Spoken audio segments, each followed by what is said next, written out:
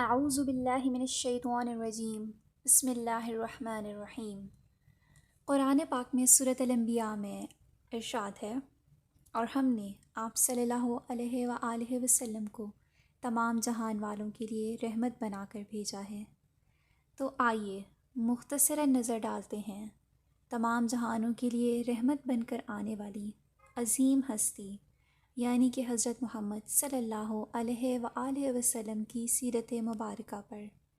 تاکہ ہمارے لیے دین اسلام کے ساتھ ساتھ قرآن و مجید کو سننا، سمجھنا اور اس پر عمل کرنا مزید آسان ہو سکے، کیونکہ آپ صلی اللہ علیہ وآلہ وسلم بلا شبہ ہم سب انسانوں مسلمانوں کے لیے مشعل راہ ہیں۔ تو شروع کرتے ہیں سب سے پہلے آپ صلی اللہ علیہ وآلہ وسلم کے قبل از ولادت کے دور پر۔ عام طور پر اہل قلم کے یہاں رواج ہے کہ جب کسی اہم شخصیت کی سیرت نگاری یا اس کے حالات کا تذکرہ مقصود ہو تو اکثر و بیشتر ابتدا اس کی ولادت سے کی جاتی ہے، یا اس علاقے کا کچھ تذکرہ کر دیا جاتا ہے جہاں اس کی ولادت ہوئی، اور اس سے متعلق جغرافیائی تفصیلات و معلومات درج دی جاتی ہیں، یا زیادہ سے زیادہ اس دور اور اس علاقے کے مذہبی، سیاسی و معاشرتی حالات کا تذکرہ کیا جاتا ہے جن میں اس شخصیت کی ولادت اور بھرپور نشو و نما ہوئی ہو۔ جبکہ رسول اللہ صلی اللہ علیہ وآلہ وسلم کی سیرت مبارکہ اور حیات طیبہ کے بارے میں جب ہم غور و فکر کرتے ہیں تو ہمیں اس حقیقت کا ادراک ہوتا ہے کہ آپ صلی اللہ علیہ وآلہ وسلم کی شان نرالی ہے، اور آپ صلی اللہ علیہ وآلہ وسلم کی سیرت مبارکہ کا معاملہ بالکل ہی مختلف ہے، کیونکہ آپ صلی اللہ علیہ وآلہ وسلم کا مبارک تذکرہ تو آپ صلی اللہ علیہ وآلہ وسلم کی ولادت سے بہت پہلے ہی چلا آ رہا تھا۔ گزشتہ امتوں میں بھی آپ صلی اللہ علیہ وآلہ وسلم کا چرچا تھا، اور آپ صلی اللہ علیہ وآلہ وسلم کی شخصیت گزشتہ انبیاء کرام علیہ السلام کے نزدیک جانی پہچانی تھی۔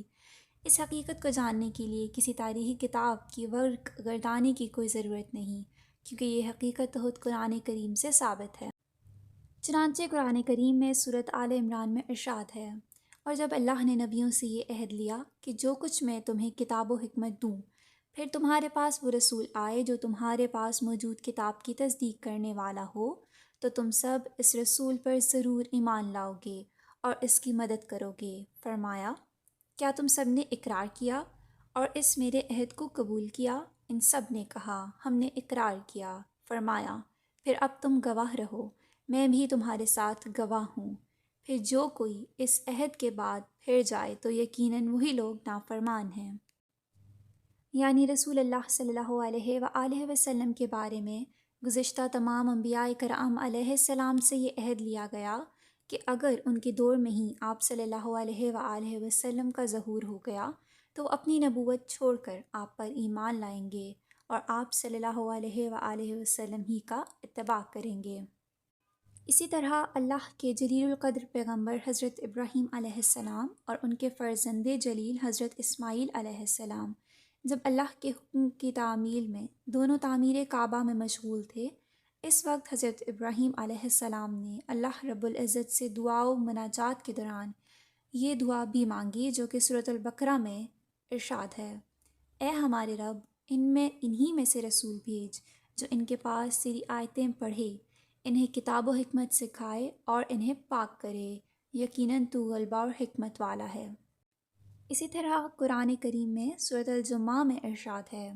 وہی ہے جس نے ان ناخواندہ لوگوں میں انہی میں سے ایک رسول بھیجا جو انہیں اس کی آیتیں پڑھ کر سناتا ہے اور ان کو پاک کرتا ہے اور انہیں کتاب و حکمت سکھاتا ہے، اگرچہ یہ اس سے قبل یقیناً کھلی گمراہی میں تھے۔ مفسرین اس بات پر متفق ہیں کہ اس سے مراد رسول اللہ صلی اللہ علیہ وآلہ وسلم ہیں،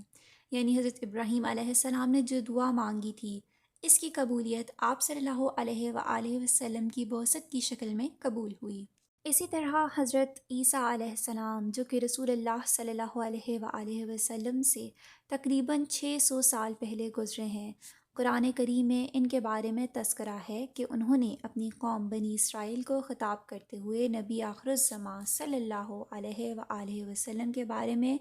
یوں خوشخبری سنا دی تھی۔